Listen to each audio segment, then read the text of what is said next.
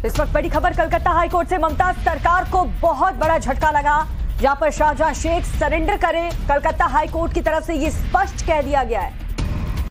तो शाहजहां शेख के खिलाफ पर्याप्त सबूत है और इसलिए कलकत्ता हाईकोर्ट ने कहा है कि शाहजहां शेख जो गिरफ्त से बाहर लगातार चल रहा है, पश्चिम बंगाल पुलिस अभी तक ढूंढने में नाकाम रही है शाहजहां शेख को, उसके खिलाफ पर्याप्त सबूत है, हाईकोर्ट ने कह दिया। इसलिए शाहजहां शेख जहां भी है जल्द से जल्द सरेंडर करे।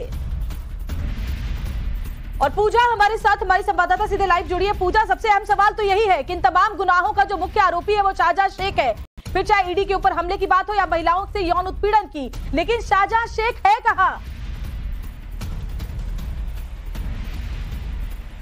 बिल्कुल, आपको बता दें कलकत्ता हाईकोर्ट के चीफ जस्टिस सुनवाई के दौरान जो है उन्होंने कहा है कि इतना तो सबूत जरूर है कि शाहजहां शेख के वजह से जो है काफी डैमेज हुआ है इलाके में। मीडिया रिपोर्ट से पता चल रहा है किस तरह से महिलाओं पर अत्याचार हुआ है, सेक्सुअल असॉल्ट हुआ है, और ऐसे में जो प्राइमा फेसी लग रहा है कि पुलिस ने इन महिलाओं के लिए, इन पीड़िताओं के लिए कुछ काम नहीं किया है और राज्य सरकार ने भी जो है इन महिलाओं के लिए जो है ज्यादा कुछ नहीं किया है।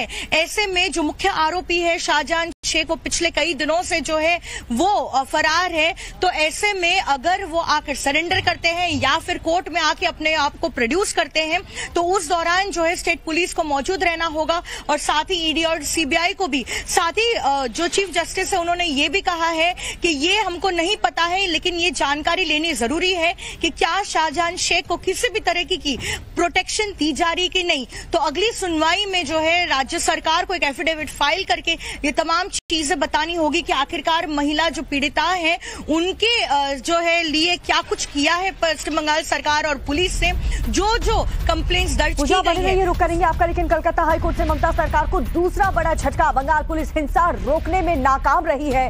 हाईकोर्ट की तरफ से यह भी कहा गया महिलाओं के साथ बुरा व्यवहार हुआ है। तो हाईकोर्ट की तरफ से लगातार ममता सरकार को ये दूसरा बड़ा झटका है।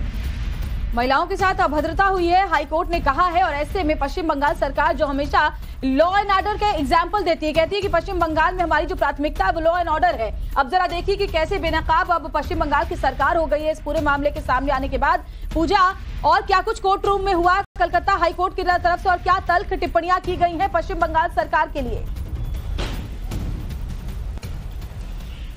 सबसे पहले तो आपको बता दें कि किस तरह पश्चिम बंगाल सरकार को झटका मिला है कलकत्ता हाईकोर्ट से। आपको बता दें कल सिंगल बेंच ने यह कहा था कि अगले 7 दिनों तक जो है धारा 144 संदेशखाली के किसी भी इलाके में जारी नहीं कर सकता है सरकार और एडमिनिस्ट्रेशन। लेकिन उसके बावजूद जो है आज हमने देखा कि संदेशखाली के 6 ग्राम पंचायत में जो है प्रशासन ने फिर एक बार धारा 144 जारी की और तभी शुवेंदु अधिकारी जो लीडर ऑफ ऑपोजिशन है उन्हें धामाखाली में जो है रोक दिया जाता है खाली जाने से। और उसके बाद इस मैटर को भी जो है चीफ जस्टिस के सामने जो है इसका जिक्र किया जाता है कि कैसे कोर्ट के ऑर्डर के बावजूद आज फिर एक बार प्रशासन ने धारा 144 लागू की।